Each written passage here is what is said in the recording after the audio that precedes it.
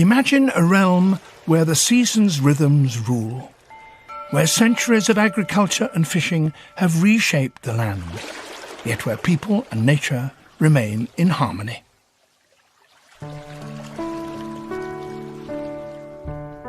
Sangoro Tanaka lives in just such a paradise. At 83, he's a guardian of one of Japan's secret water gardens.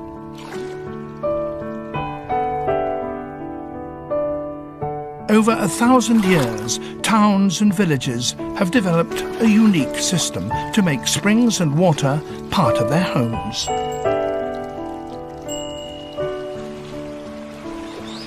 From inside their houses, the stream pours into Japan's largest freshwater lake, near the ancient capital of Kyoto.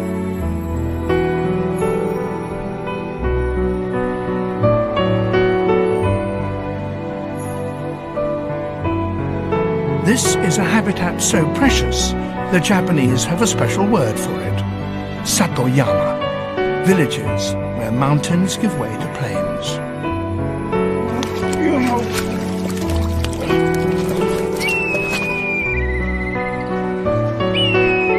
They are exceptional environments, essential to both the people who maintain them and to the wildlife that now share them.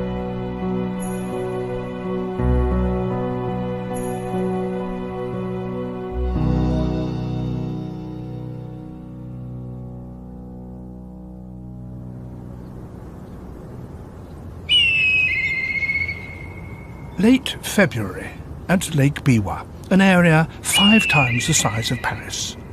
Its year has 4 distinct seasons.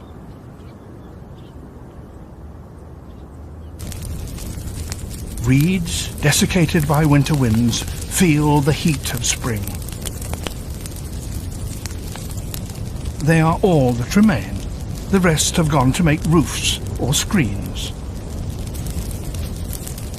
Flames consume both pest and weed.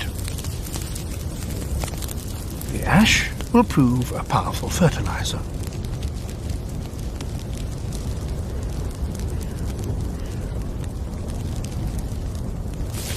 Destruction creates the very conditions in which a wide range of species will eventually flourish.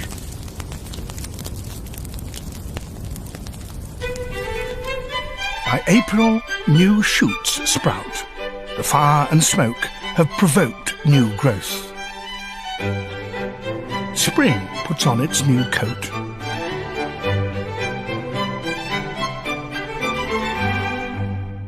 Meltwater cascades from the mountains, swelling the lake till it brims over.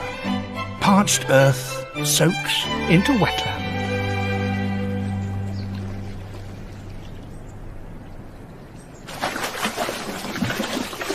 Sudden sounds split the still of the day.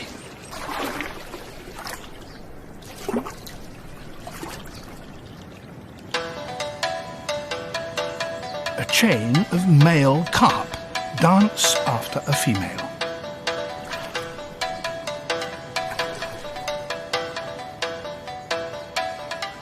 Some are longer than a man's arm, but she's bigger still, heavy with eggs. She releases her eggs, up to 200,000 of them, and the males race to fertilize them.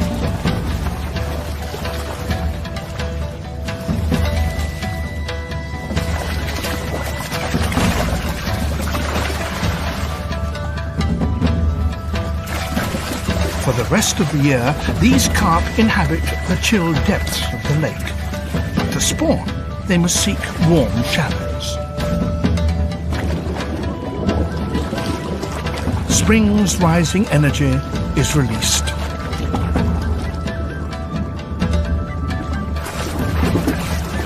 Over 200 carp crowd here today.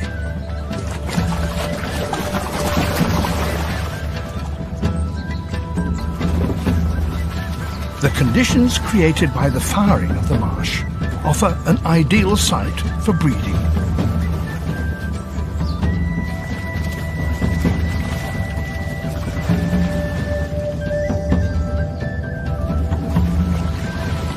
There are only only a few days a year, when so many fish throng here.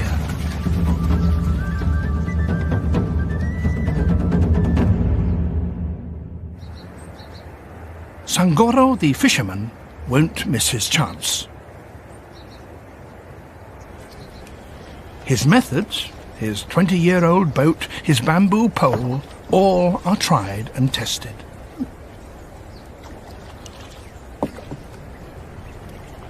It takes years to really master the art of punting.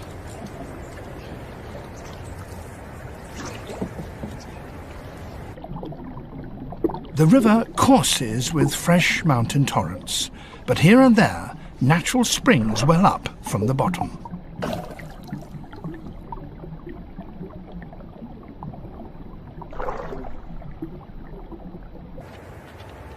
The marsh is a maze, but to Sangoro it's as familiar as his garden. He has some 50 traps set in various corners.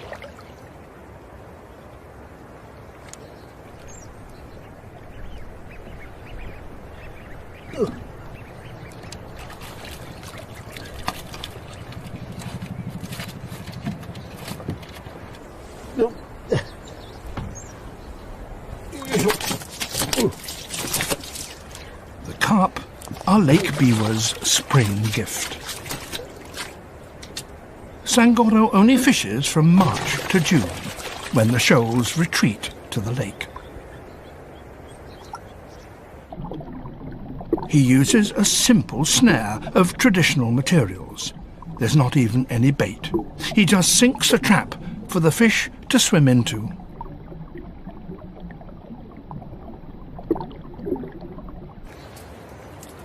Where he places it depends on the weather and where he thinks the fish will swim that day.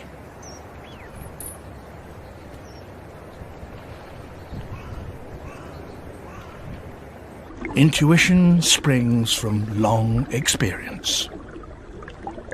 His haul includes other fish as well as carp, as they all flock to spawn in the shallows.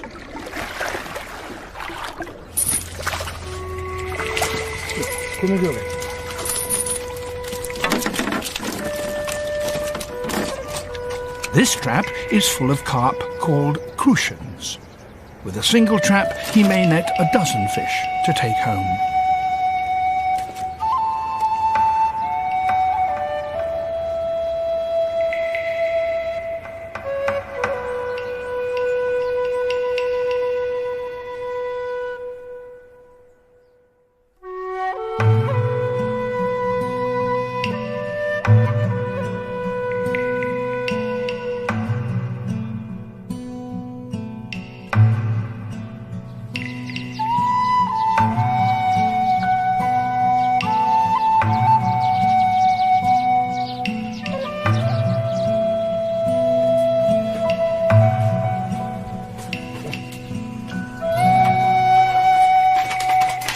As soon as Sangoro returns, he prepares the fish for the table. The catch is usually sold or cooked for supper that evening. But today he's preparing funazushi. Funazushi is believed to be how sushi first started, perhaps 1,000 years ago. It's salted and fermented crucian carp and rice. It smells sour and takes a long time to make. First, salt your fish. Stand for 3 months. Mix with boiled rice to ferment. Leave another 6 months. The ingredients, rice and fish, are the key items of the Japanese diet.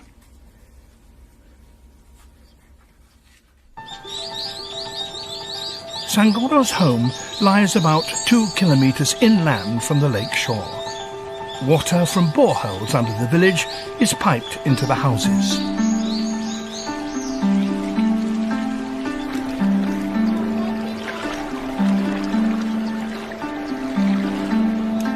After it's been used, the water passes into a man-made stream.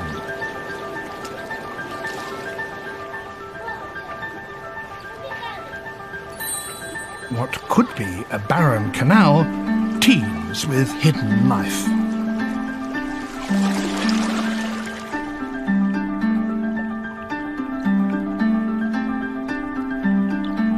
As spring gives way to early summer, aquatic plants reach for the sun.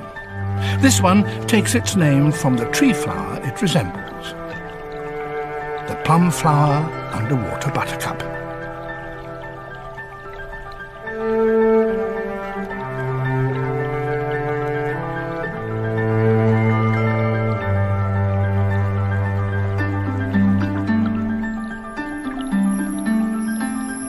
This little stickleback has no scales and can only live in the clearest of fresh water. It normally prefers cold northern currents. This is the furthest south it's found.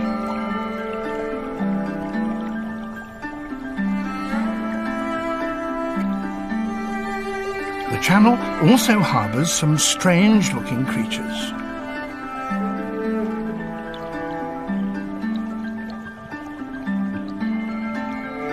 Brook lampreys, primitive jawless fish that resemble eels. A river crab discovers just how slippery lampreys are. The channel through the village is home to creatures large and small. The water sustains people too, and in turn they use it sustainably.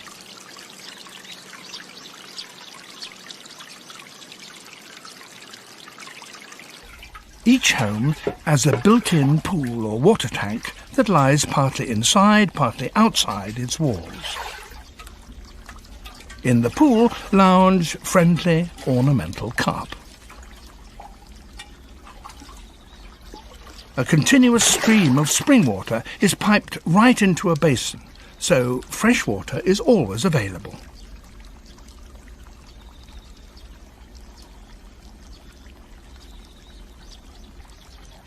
The carp are not purely ornamental, nor are they to be eaten.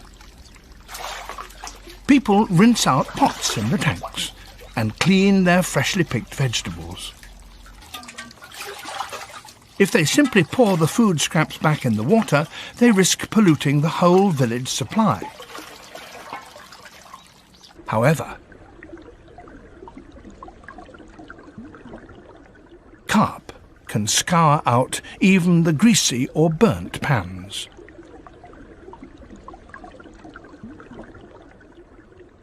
They do the washing up in Satoyama villages.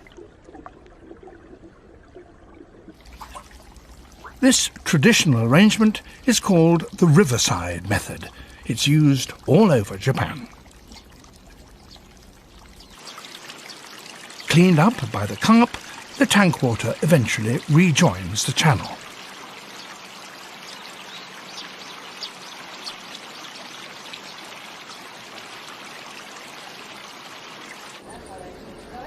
For some wildlife, the man-made creek provides an ideal place to raise young.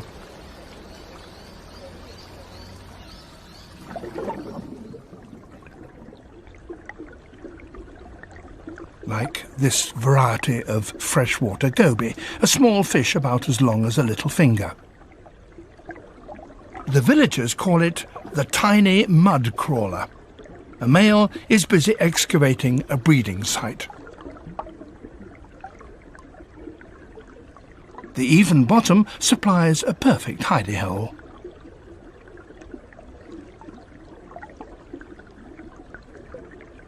As always, the best locations are highly sought after. Here comes another male. He'd like to move in. And he's prepared to fight for it.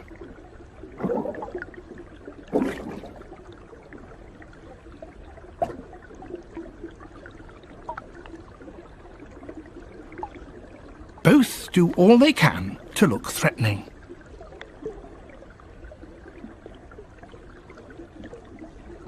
Opening their mouths and erecting their dorsal fins to look bigger.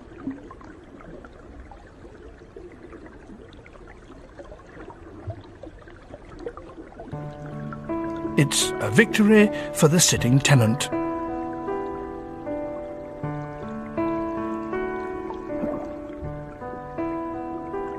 There's another goby behind him.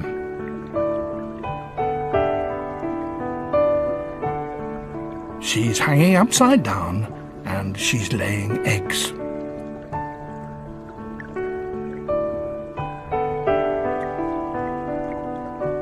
The victory over the den gave her a place to spawn in safety.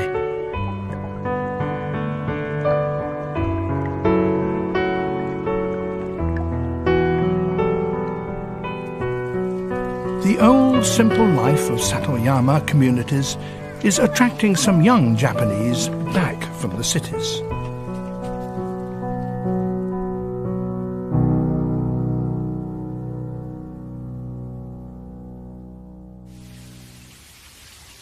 It's June, 4 months after the hungry flames licked the air. Reeds that rose from the ashes now reach overhead. The marshy landscape takes on its summer look.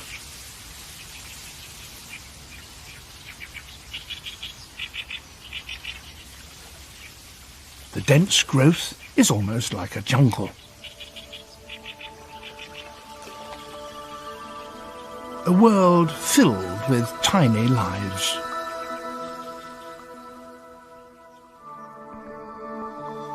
Each single reed stem is a microcosm. Tiny organisms called pseudoplankton live on their surface. Forests of tentacles reach out to seize organic material.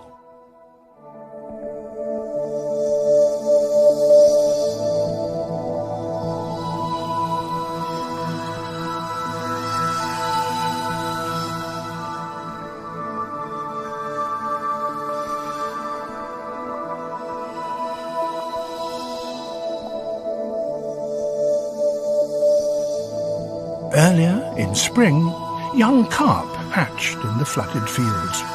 They stay there for about 3 months. The reed beds are their nurseries, where they have plenty to eat and are concealed from predatory birds.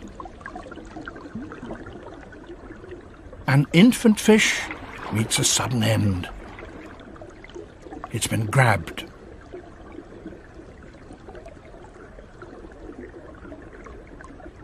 The attacker is the larva of Japan's largest dragonfly.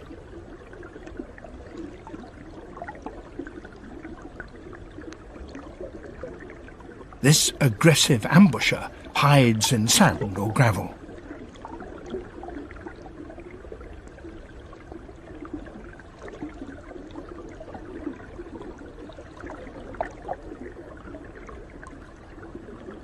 Only its head protrudes as it lies in wait for its prey.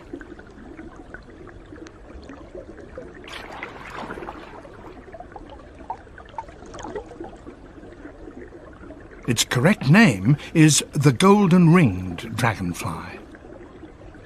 But to the Japanese, and to Sangoro, in its adult form, it's the king of dragonflies. Chicks accompany a parent coot. Now is the best time to find food. An adult calls in warning.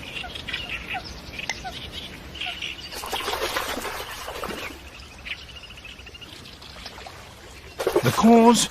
The coot's number one enemy, a weasel, egg thief and baby coot snatcher. A narrow escape. Waterfowl have to guard against foxes and snakes too. For safety, grebes make floating fortresses anchored to firmly rooted plants.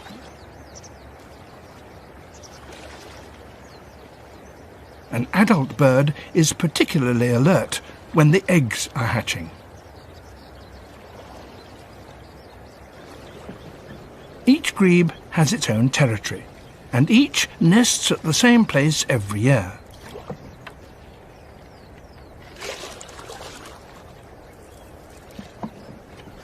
Here comes Sangoro. The birds know him already. This is his regular route.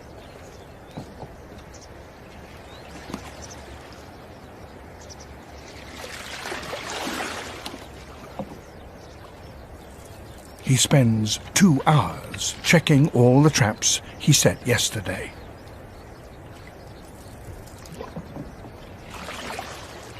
His work done, Sangoro returns to the landing stage.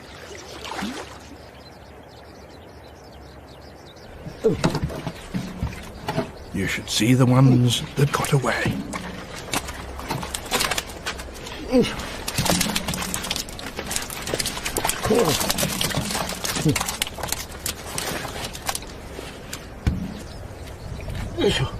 Turning muddy banks into reed beds has paid dividends. He has nearly 50 fish in all, of 8 different types.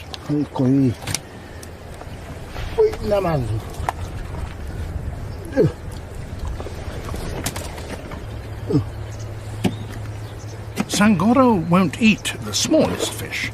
He puts them aside.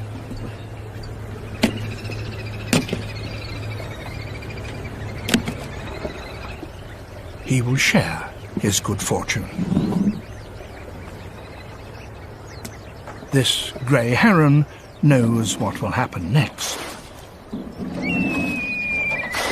Sangoro finishes cleaning out his boat, and another pair of eyes watches his every move. Each fishing season, this kite pays Sangoro a visit. When Sangoro leaves, the grey heron doesn't wait any longer. It's happy to clear up.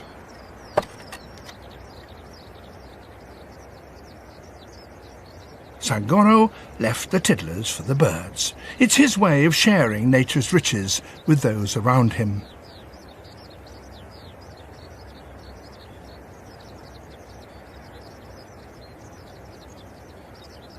And they are only too pleased to take part.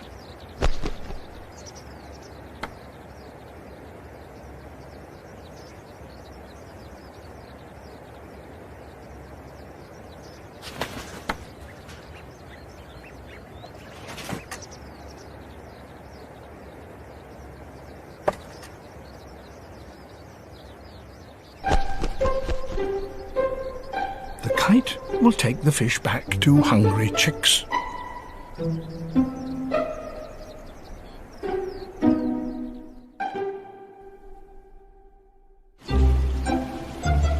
Where the village houses crowd most closely together, above a garden, a lone pine towers. On a branch is a large nest.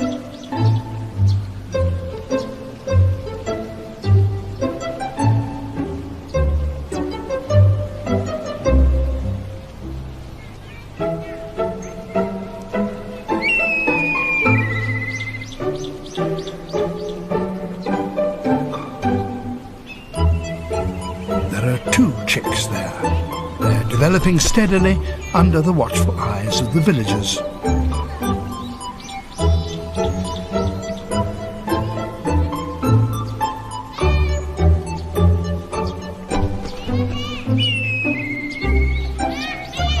Sangoro's gift is a token of the village's close ties with wildlife.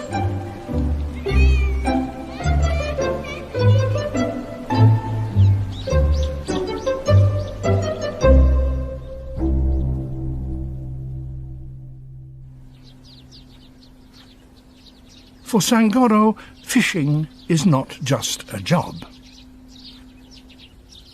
漁してこれは趣味やな。魚の取るのが面白いんやな。入っとるのが。The traps capture relatively small numbers of fish, but this means stocks aren't depleted. ほんで魚と知恵比べやけな。魚を上手に騙さなあかんねん。あら、これは魚の方が賢かった。わしの方がわしの知恵の方が赤なんだな。入っとらん時はそう思うし。まあ毎日が楽しみよな。Taking from nature without exhausting its supply is practiced throughout Satoyama. Reeds will make blinds, indispensable in the glare of the Japanese summer. The stems are left for a year to season, then each is straightened.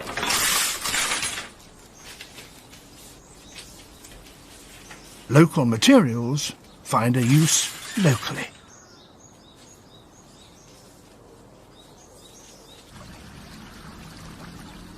It's 5 days since the gobies first laid eggs in the village channel.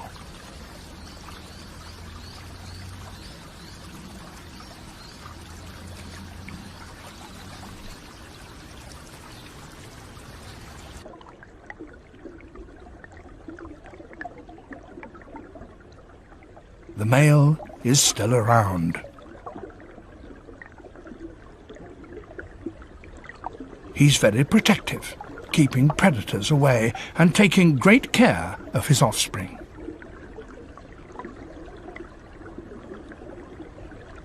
Golden eyes peer out of the egg capsules. They're ready to break out.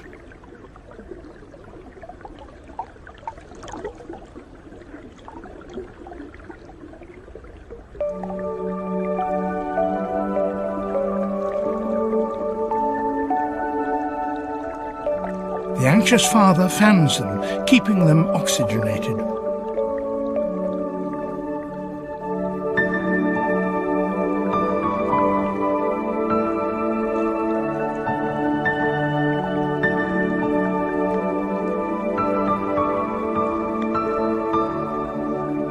The newly hatched young are barely the size of a match head. Tiny as they are, they're about to embark on a journey.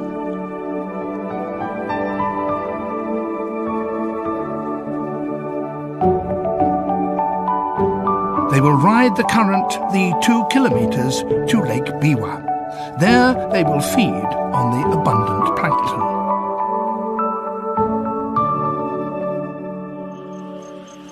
At the same time, another new life is about to undergo a striking change.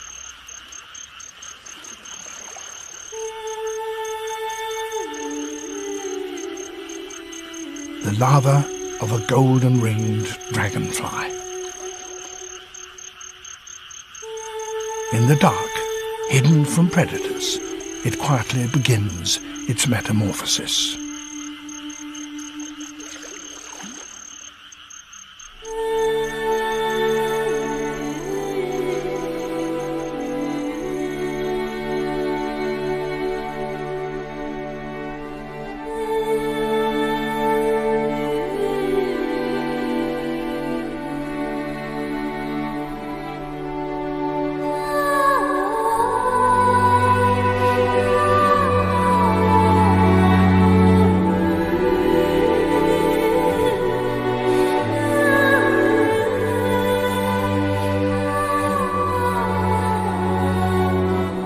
The larva is now a fully winged dragonfly. In 10 days, it will be sexually mature and ready to trigger the next generation.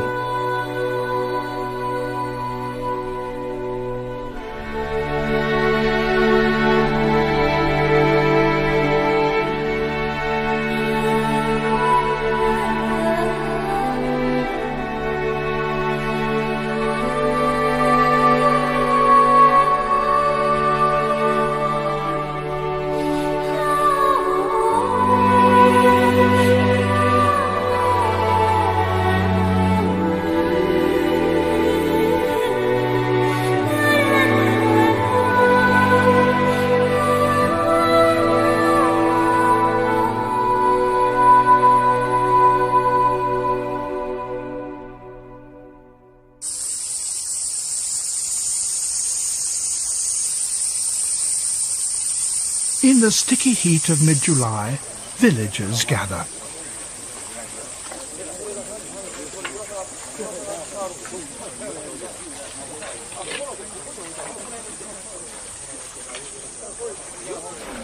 Overgrown banks block the stream.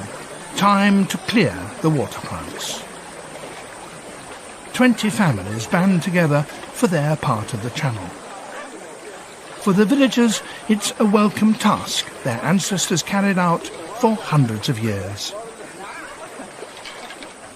For the fish in the creek, it's a huge nuisance. Flushed out of the shady vegetation, they seek refuge elsewhere.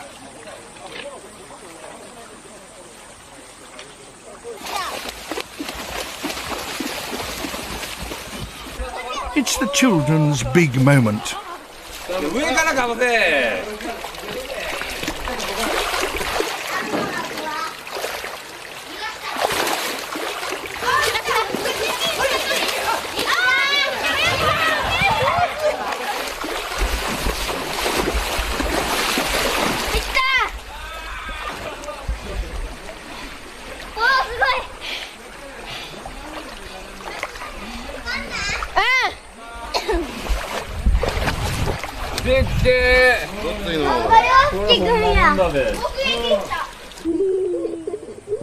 With wild creatures so close, children experience nature directly. Fish and birds are an everyday part of their lives.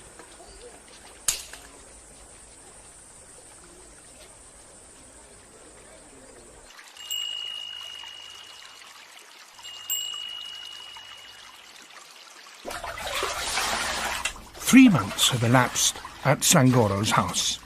Sangoro's wife, Chikano, washes the fish salted in spring.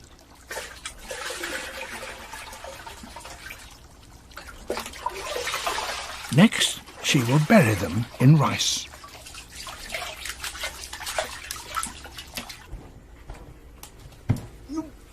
Sangoro's job is the back-breaking bit.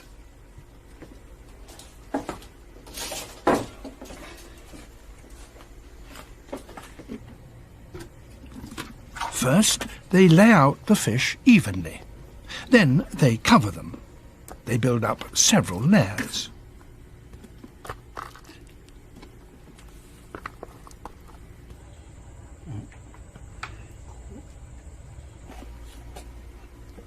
The rice starch feeds microorganisms that cause fermentation.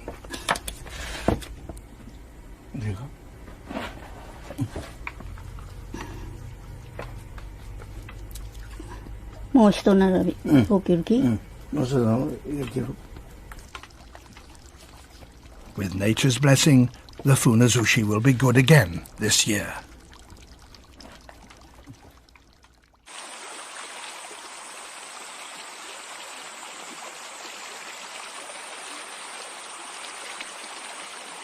After the clean-up, the channel runs smooth and clear. Small fry are encouraged to return.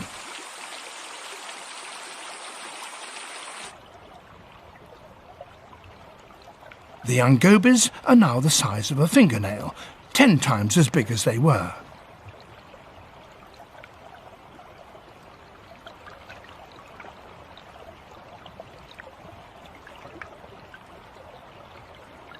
The hatchlings from the village have spent 2 months feeding on Lake Biwa's planktons.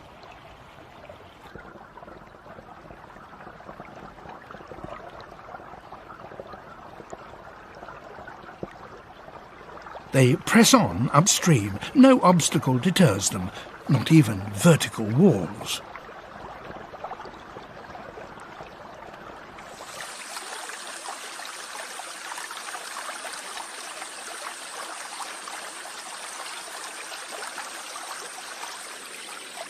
Inland, the channel narrows, and ahead lies something only too keen to greet them.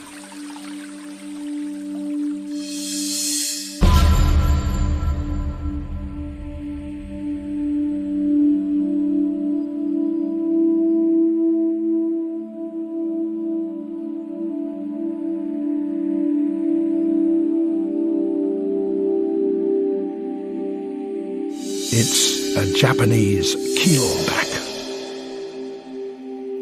It feeds on fish, which is unusual for terrestrial snakes.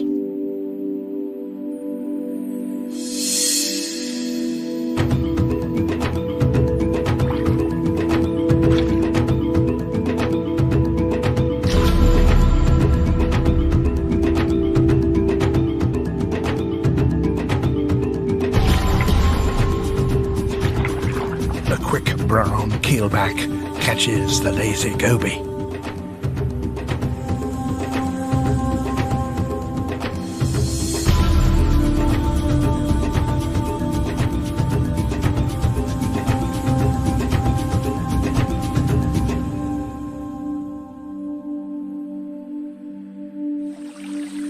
Those who escape continue their travels upstream. They must avoid herons and carnivorous fish too. The little gobies must find somewhere safe from ambushes.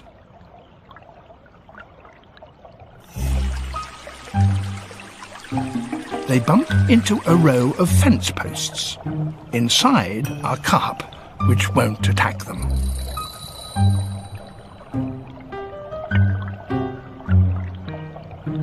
It's the channel that carries away the household's used water.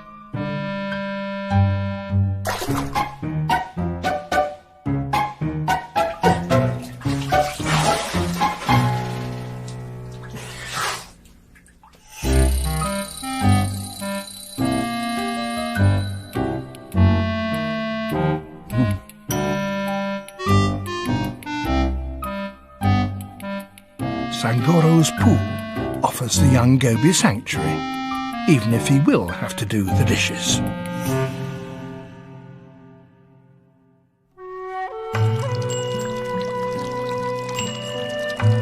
The villagers endure the humid days of late summer with their natural neighbours.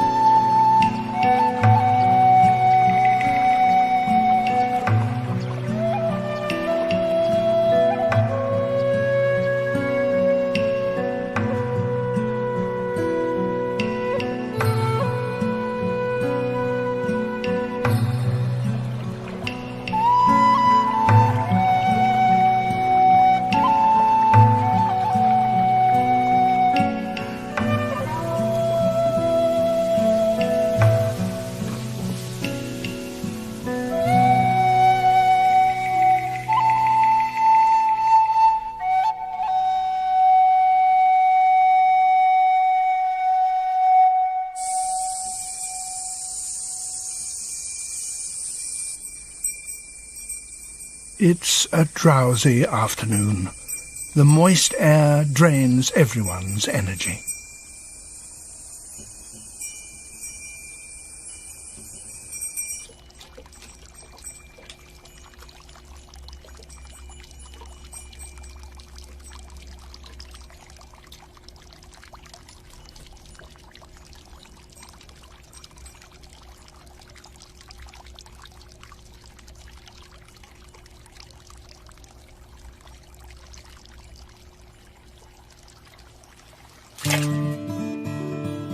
The temperature of the spring water in the house pools remains a constant pleasure.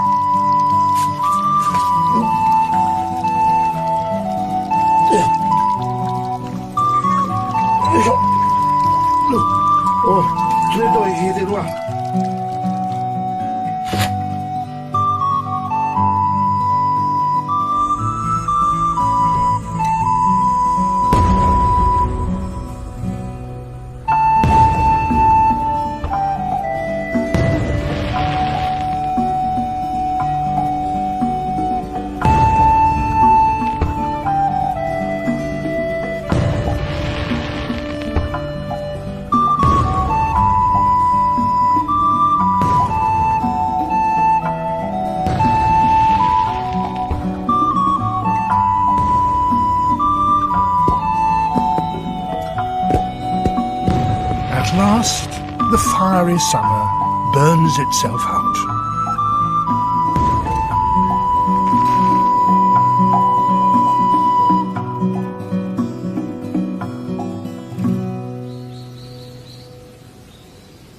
Autumn brings welcome fresh breezes. It's time to gather rice, the staple food of the Japanese. As the rice dries in the autumn sun, the smell of hay spreads across the fields.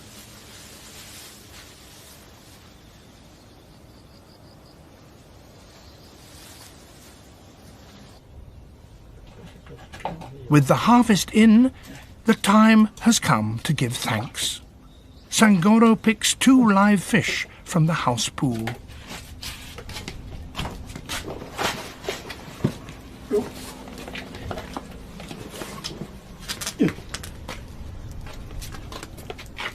They will survive. But tomorrow is the day the god of the rice paddy goes back to the mountains. He won't depart without being given offerings: rice cakes, sake, white radishes, and the fresh fish.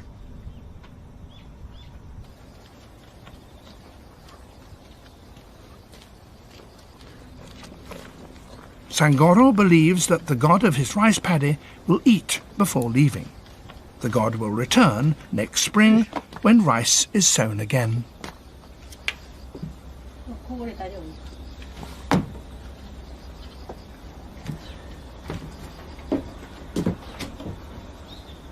Each element in nature has its own god. Every tree, rock, and stream. 8 million gods of nature in all. Prayer and ritual express Sangoro's gratitude. He's almost totally self-sufficient, thanks to the gifts of nature.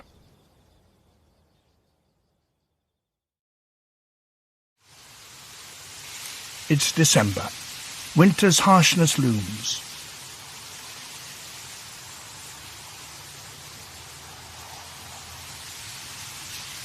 Bitter winds start to gust from the lake.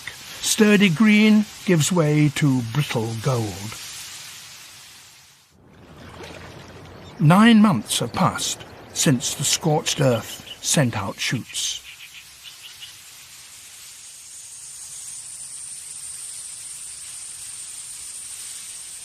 Now the reeds soar above. The slender stems will make screens and thatch.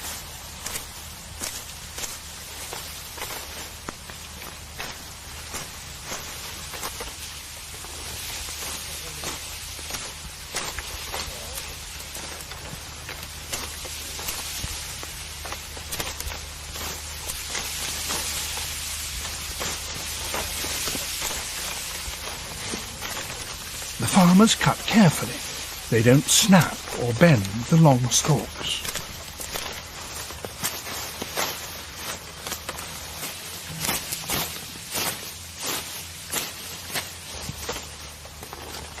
Practice has made them perfect.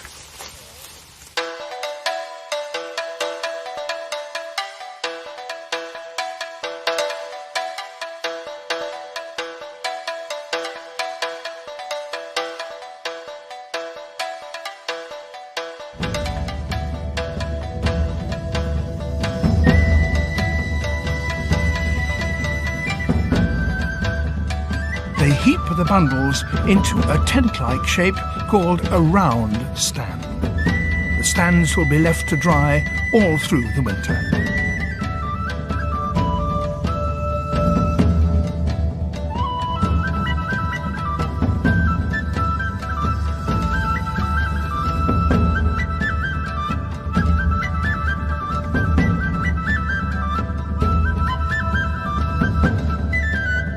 The stands are visible reminders of the close connection between the farmers and the environment they have created.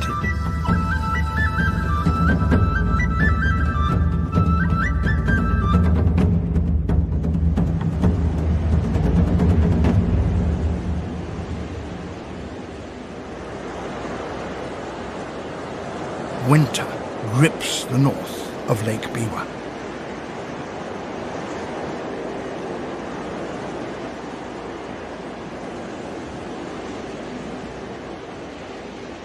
The reed beds show no sign of life.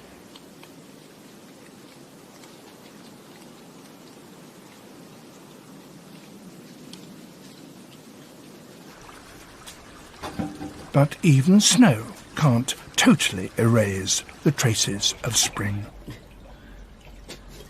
In Sangoro's house, the local delicacy is finally ready.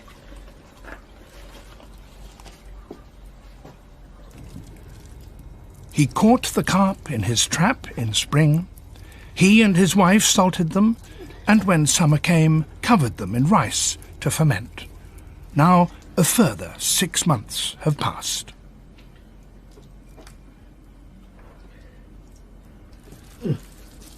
They will eat both fish and rice. Inside is more evidence of nature's bounty. The orange eggs.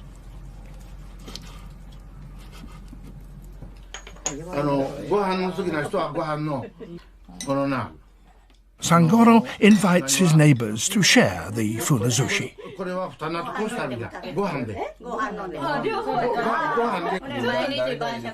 After half a year of maturing, the fish has the sour taste of cheese. Slow food that is endlessly satisfying. Preparation, preservation, and finally, appreciation. The precious pleasures of people living close to nature.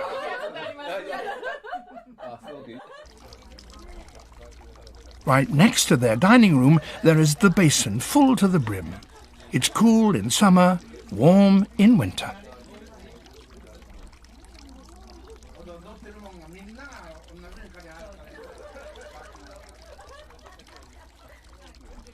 The Japanese describe tight-knit relationships as being as close as water and fish, intimate and inseparable. Like the pool and its little refugee.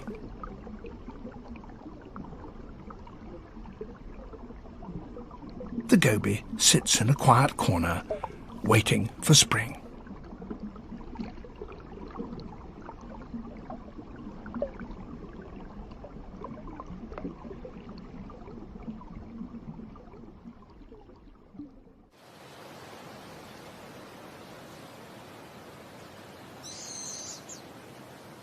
March finally comes round again. The reed beds have slept throughout the winter. Now the first rays of sun coax warmth into them.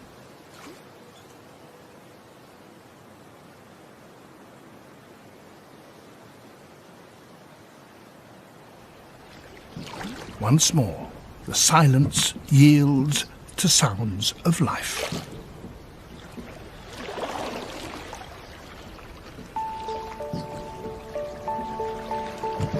As the rhythm of the year picks up, so do lives, human and animal.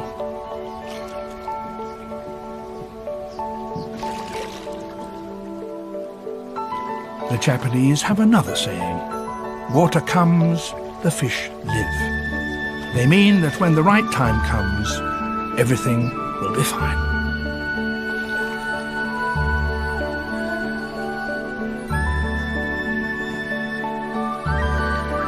Sangoro knows that in the way of Satoyama, everything has its season.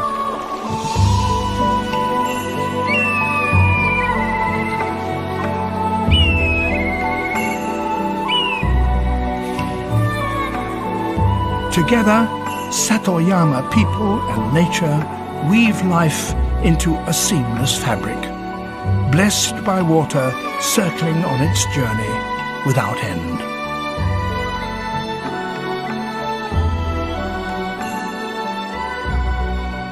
A new season, a new year, a new cycle, all begin in Japan's secret water garden.